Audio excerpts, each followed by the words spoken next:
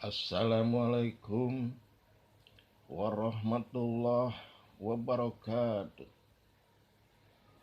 Perkenalkan, nama saya Edi Tarakasima. Pendidikan, pengetahuan, wawasan, saya masuk kategori orang awam, apalagi dalam hal pengetahuan agama. Tetapi mata dan telinga si awam ini seringkali melihat dan mendengar hadis yang berbunyi bahwa surga mengharamkan buat orang-orang yang di hatinya ada kesombongan walaupun hanya seberat biji zarah. Menurut saya, hadis ini sangat sahih sekali. Karena sesuai dengan ayat-ayat Al-Quran yang begitu banyak menceritakan bagaimana kesudahan orang-orang yang sombong. Dan sangat sesuai sekali dengan hadis qudsi yang berbunyi, "Aku benci terhadap orang kaya yang sombong. Tapi aku lebih benci lagi terhadap orang miskin yang sombong. Aku benci terhadap orang pintar yang sombong. Tapi aku lebih benci lagi terhadap orang bodoh yang sombong."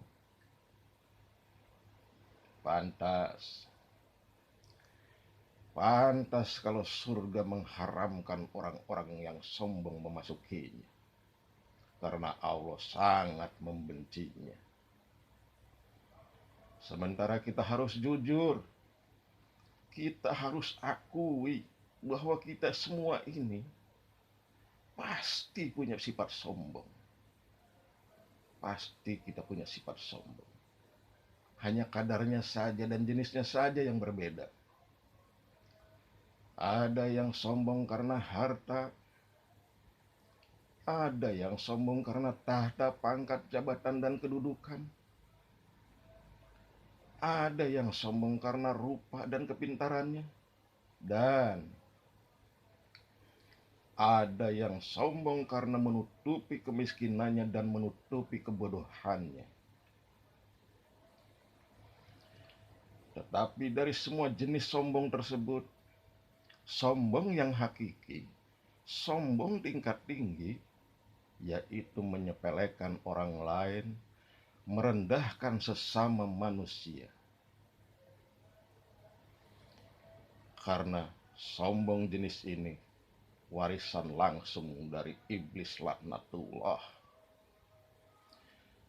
Lihatlah ayat Al-Quran bagaimana menceritakan betapa sombongnya iblis, merendahkan Nabi Adam alaihi salam, menyepelekan Nabi Adam alaihi salam, merasa dirinya paling mulia.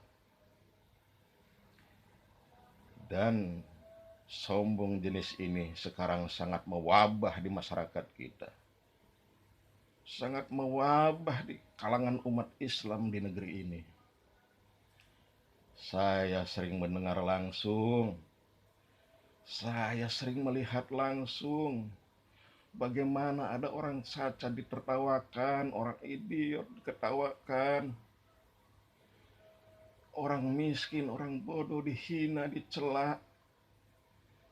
Yang lebih aneh lagi, seorang gubernur, seorang presiden, seorang kiai, seorang ustadz masih dihina, masih dicela, masih direndahkan. Dari zaman ke zaman, dari presiden ke presiden, dari gubernur ke gubernur, pasti ada yang menghina, ada yang mencela.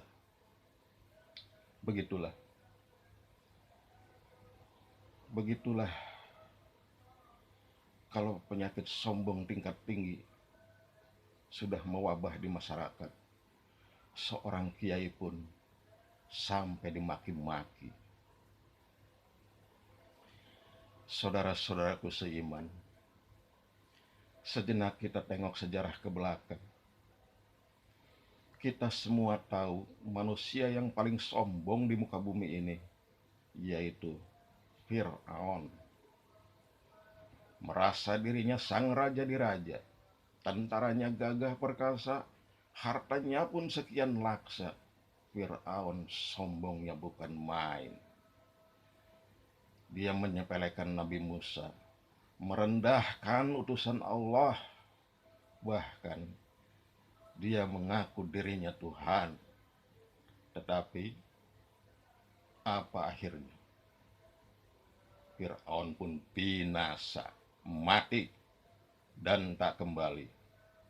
Yang lebih lucunya, matinya pun gak keren, cuma tenggelam, cuma dilelepin malaikat, gak diserang, gak diserbu berbagai negara, berbagai kerajaan, cuma kelelep matinya. Jadi kalau di tahun 2020 ini, di zaman saiki, di zaman sekarang masih ada orang yang sombong, benar-benar sangat primitif sekali, sangat ketinggalan zaman sekali, sangat kampungan sekali. Saudara-saudaraku seiman, kalau surga menolak orang yang sombong, sementara di negeri akhirat nanti kapling cuma hanya ada dua, yaitu surga dan neraka. Kalau surga menolaknya, Allah membencinya, sudah jelas. Sudah jelas kita akan menjadi gembel di neraka. Mulai dari sekarang.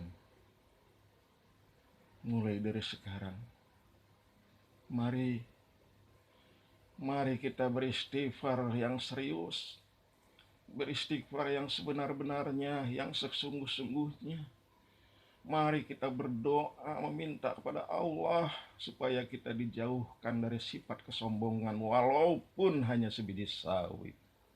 Amin. Amin ya rabbal alamin.